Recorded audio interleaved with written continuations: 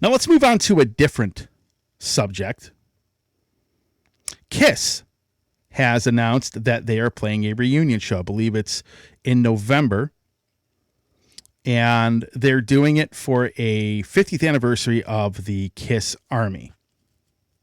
Now, obviously, aside from the Gene Simmons, you can pay Gene Simmons $12,400 to be his roadie for a day that he had put up there for his upcoming tour, which, he canceled a bunch of dates for. People are, of course, bashing Kiss. Either they are praising them or bashing them for the fact that, hey, they did a farewell tour and that, why are they playing a show again, et cetera, et cetera. So let me dive into that a little bit. Folks, first of all, I am not the biggest Kiss fan. I do like them, and I do like quite a bit of their music, but I'm not like this diehard Kiss collector like I am with, say, Iron Maiden or even Halloween for that matter. But I respect them. And even though I don't love Kiss, most of my favorite bands do and probably wouldn't exist if Kiss did not exist. But I've always had respect for this band. I mean, it's like a love-hate relationship. People either love them or hate them. Gene Simmons either has a bunch of fans or people that highly dislike him. And you can't take away the fact that they have made a huge mark on the hard rock and heavy metal scene. And I think them going and playing a show,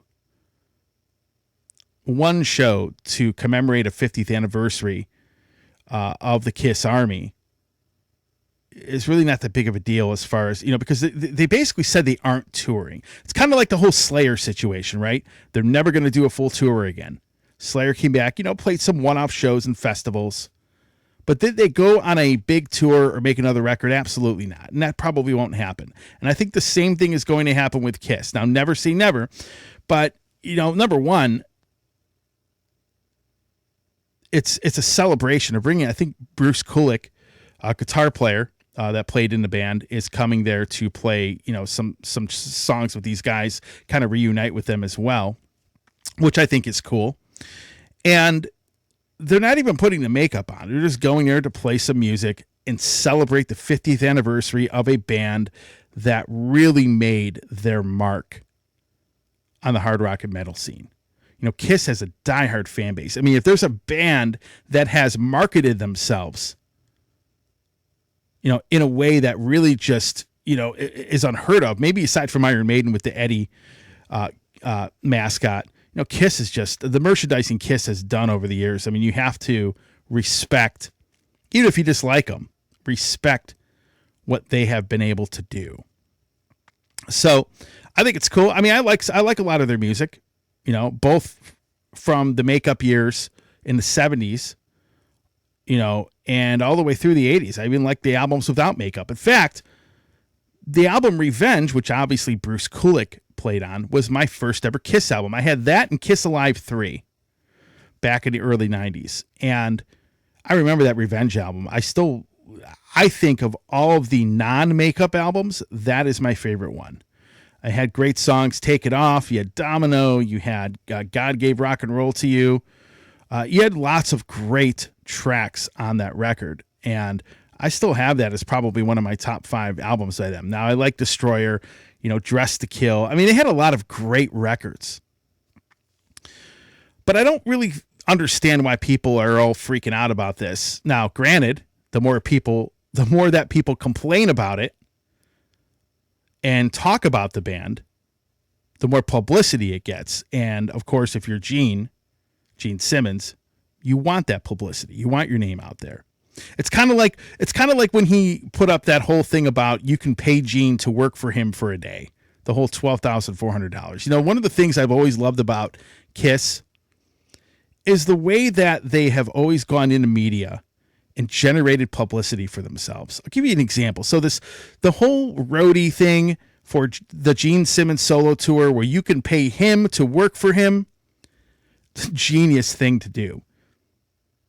Because it's really not about the money to be his roadie. Now, granted, if he sells one of those packages, great. He just made $12,000, right? And that person gets to hang out with Gene, have dinner, get introduced on stage. You know, if you're a lot of these Kiss fans, there's people that would pay the money.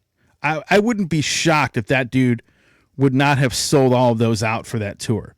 But it's really not about that, right? What it's really about is generating publicity, getting yourself in the algorithms on social media, and getting your name up there in the algorithm so everybody sees it. That's what that's about.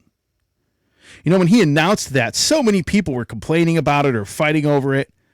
The more you mention the band, the more it gets into the algorithms on Facebook and Instagram and X and everywhere else, the more publicity it generates. I remember this interview. I don't remember what magazine it was in, but I remember Gene Simmons talking about the Kiss caskets. For those of you that remember those, the coffins, which when those came out, I remember you had a lot of talk about those things. I mean, I think they were pretty expensive too, if I remember correctly. But you know, my memory serves, they weren't cheap if you wanted one of those things. But here's the thing I remember reading, and it made so much sense to me. Gene said, if he talks about Kiss making an album, you might have 100 articles about the fact that the band's making an article. But if you talk about a coffin, even if he does not sell one of them, he didn't care, because talking about the Kiss caskets would generate 700 articles.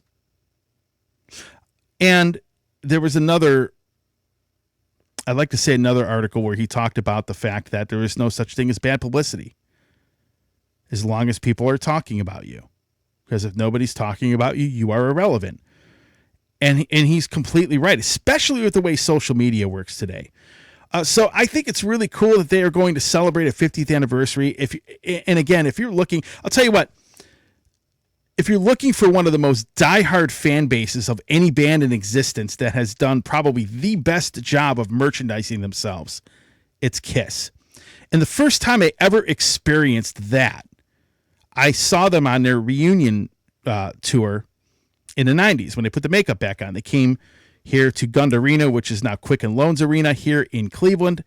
And it was one of the first concerts I ever went to. And I didn't even know a lot of their songs, but man, we had like nosebleed seats because I think we were like seniors in high school when that whole tour took place, or we had just graduated.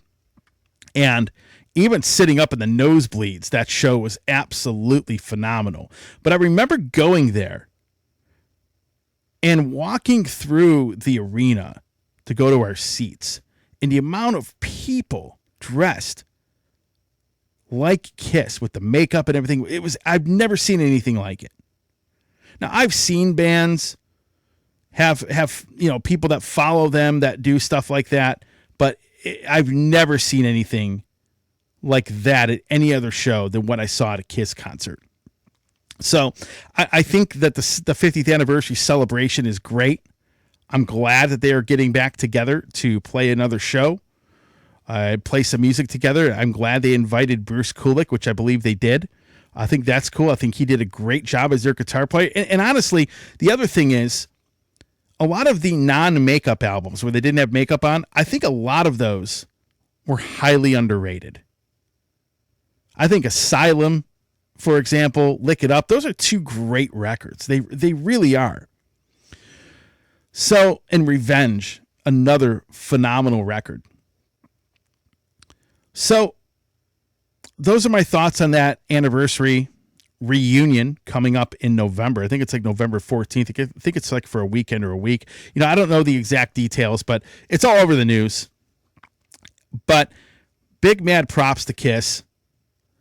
Much respect.